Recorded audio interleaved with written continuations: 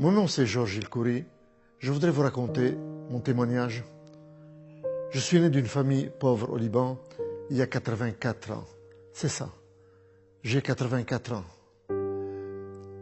Et tout ce que je voulais de la vie, je voulais être heureux.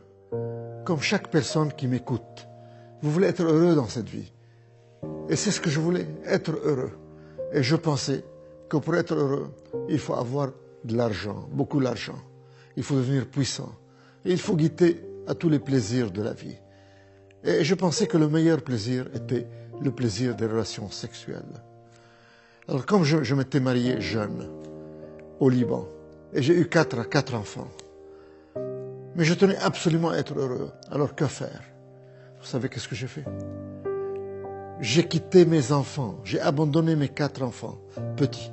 J'ai quitté ma femme, j'ai quitté le Liban et j'ai divorcé. Je suis venu en Europe pour avoir beaucoup d'argent, devenir puissant et goûter à tous les plaisirs de la vie et surtout des relations sexuelles. Et j'ai eu tout ça. J'ai réussi à avoir tout ça. Je suis devenu très riche. J'ai eu beaucoup d'argent. Beaucoup d'argent. Et je suis devenu puissant. J'ai fondé 5 banques dans le monde. 5 banques. Et quant au plaisir des relations sexuelles, j'en ai eu autant que le roi Salomon. Des centaines de femmes, peut-être que j'ai même atteint le chiffre de 1000. Et j'ai essayé tout ça. Et je n'arrivais pas à être heureux. Je ne savais plus quoi faire pour être heureux. Alors, je voulais attirer l'attention encore vers moi. Et j'ai appris à piloter. Et un jour où je pilotais un avion Cessna au-dessus de Paris, j'étais seul dans l'avion et c'est moi le pilote. Soudain, l'avion allait s'écraser. Dans quelques instants, je savais que j'allais mourir. Que pense quelqu'un qui a tout dans la vie, qui a tout, l'argent, la puissance et les plaisirs, quand il va mourir, quand il est sur son lit de mort? Je sais, je l'ai essayé. C'est la peur de découvrir qu'est-ce qu'il y a après la mort, la peur de la mort. Mais l'avion a touché le sol, il s'est écrasé, il était en morceaux. Et je regardais, je n'avais rien. Je suis sorti indemne, juste ce doigt était foulé. Et je pensais que c'était par ma propre puissance que j'ai échappé à la mort. Mais maintenant je réalise qu'il y a quelqu'un qui m'aimait et qui s'appelle Jésus-Christ, Dieu, le Fils de Dieu, qui m'a sauvé d'une mort certaine, parce qu'il a un plan dans ma vie, comme il a un plan dans la vie de chacun de vous. Mais à ce moment-là, il ne m'intéressait pas, et je continuais dans ma vie de débauche et de plaisir et d'argent et de puissance et de sexe. Mais je n'étais pas heureux, je n'arrivais pas à trouver le bonheur avec ces ingrédients. Il y a exactement 20 ans, j'étais encore à Londres, directeur général de 2 banques à Londres et responsable d'une banque aux États-Unis à Houston. Ces 3 banques, je les ai fondées moi-même, de rien. C'est moi le fondateur. En somme, j'ai fondé 5 banques dans le monde. 2 banques à Londres, une banque aux États-Unis, une banque à Bahreïn, dans le Golfe arabe. Et j'ai participé dans la création d'une banque à Genève. Je suis devenu puissant, riche, puissant. J'avais des appartements partout. Mon appartement à Paris était à l'avenue Foch, une des plus belles avenues du monde. Mon appartement aux États-Unis était à New York, au Trump Plaza, un des plus beaux immeubles des États-Unis. Quant à la maison que j'habitais à Londres, un vrai château, une mansion comme disent les Anglais, c'était à Twickenham, à 10 km de Londres. Et j'avais un jardin aussi grand qu'un terrain de football. Le fleuve la Tamise bordait mon jardin. Donc dans mon jardin, je regardais les bateaux passer dans la Tamise. Et je pouvais ancrer un bateau au bord de mon jardin comme on gare sa voiture dans un garage. Voilà le genre de luxe que je vivais.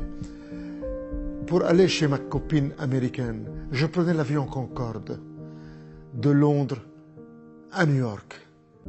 J'allais souvent et quand l'avion atterrissait à l'aéroport John Kennedy de New York, il y aurait un hélicoptère qui m'attendait. Je descendais de l'avion, je prenais l'hélicoptère et l'hélicoptère m'amenait juste devant mon appartement au Trump Plaza à New York. Voilà le luxe dans lequel je vivais. Je vous donne encore un exemple de luxe. Le premier ministre du Royaume-Uni, il s'appelait John Major. Il m'invitait à un banquet annuel de banquiers, pour un dîner pour des banquiers.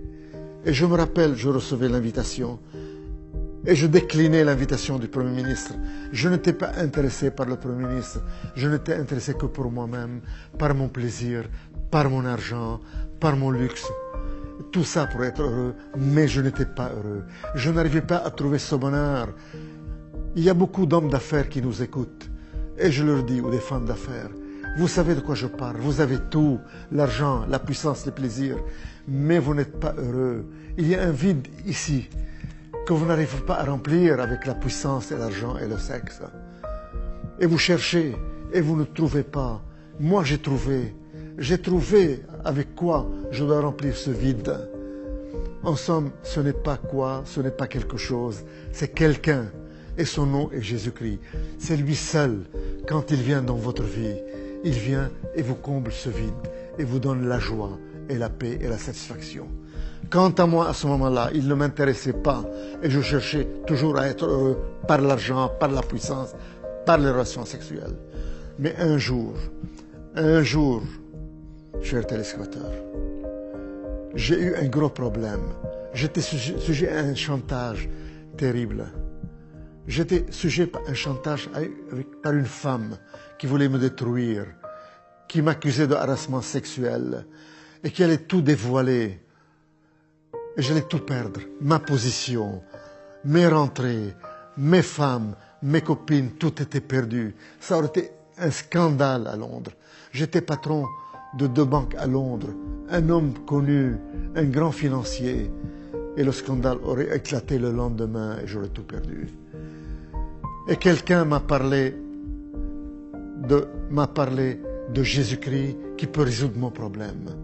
Et j'ai crié, Jésus-Christ, si vraiment tu es le Fils de Dieu, si vraiment tu es Dieu, résous mon problème ce soir et moi je changerai de vie. Et j'abandonnerai cette vie de débauche.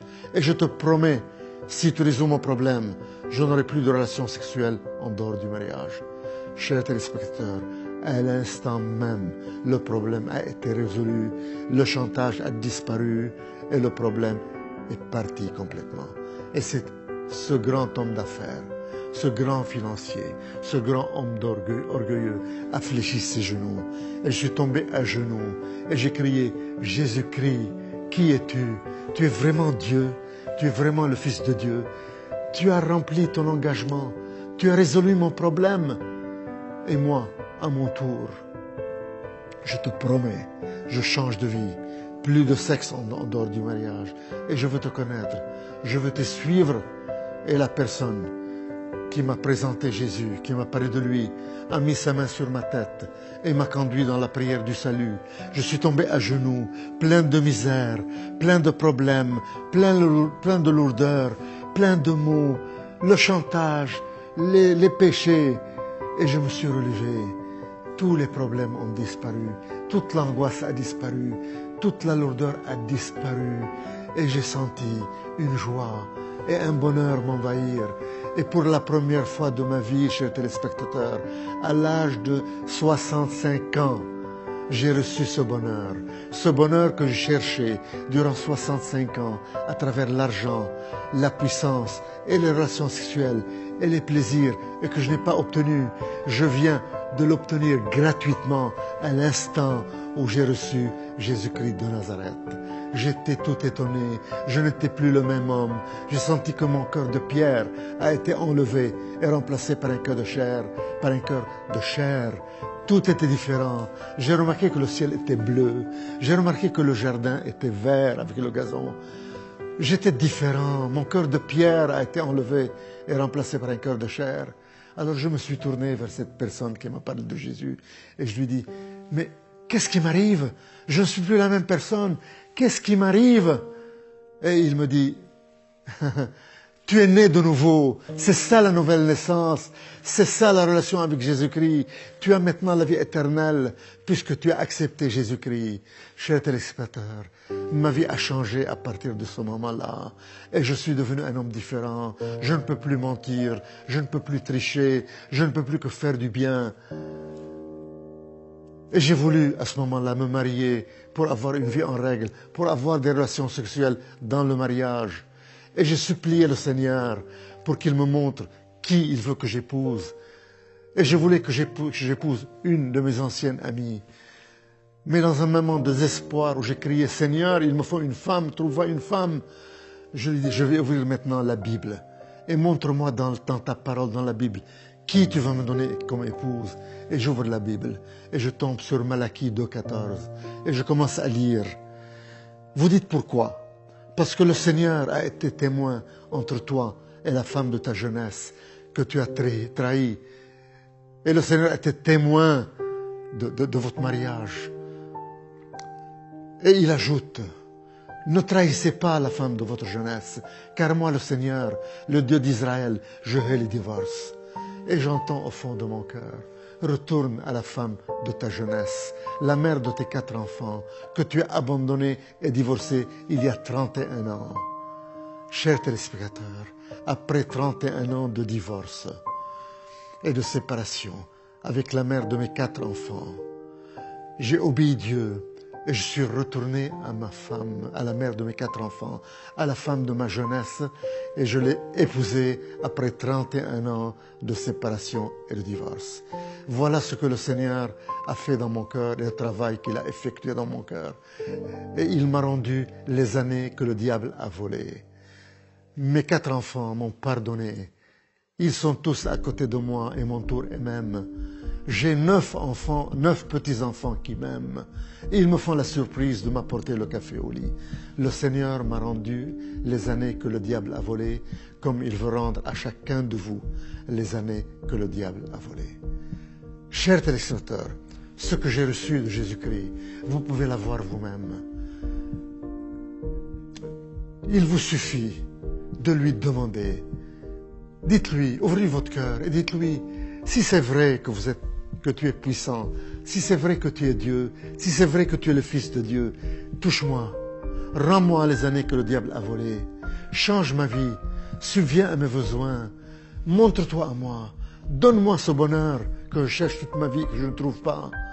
Viens dans mon cœur, je te donne ma vie, sois mon Seigneur et mon Sauveur, je vais te servir. Donne-moi la vie éternelle, pardonne mes péchés. Mes frères et sœurs, si vous lui ouvrez votre cœur de cette façon et vous lui parlez ainsi, sachez qu'il vous a déjà touché et que votre vie ne sera jamais la même. Sachez que vous êtes né de nouveau, que votre passé a été pardonné et oublié et que vous commencez une nouvelle vie, un nouveau départ avec Jésus-Christ dans une vie de bonheur et de joie, et que vous allez hériter le royaume des cieux, et que vous êtes sauvés, et que vous n'allez plus mourir. Un jour, vous fermerez les yeux, mais vous ne mourrez plus, vous continuez à vivre. Immédiatement, vous passerez en présence de Jésus-Christ au ciel pour l'éternité. Gloire à toi, Seigneur. Seigneur, donne-leur ce que tu m'as donné. Seigneur, enlève le voile qui couvre leur visage. Montre-toi à eux et donne-leur le salut, Seigneur. Qu'ils te découvrent, Seigneur. Qu'ils te servent, Seigneur. Gloire à toi, Seigneur, Roi des rois et Seigneur des seigneurs. Je te donne la gloire d'avoir changé ma vie et de m'avoir rendu les années que le diable a volées, de m'avoir rendu tout ce que le diable m'a volé et de m'avoir donné cette joie et ce bonheur indescriptible. Tu m'as enlevé la peur de la mort, car je sais que je ne mourrai plus, mais que je vis déjà dans l'éternité avec toi, Roi des rois et Seigneur des seigneurs. Amen.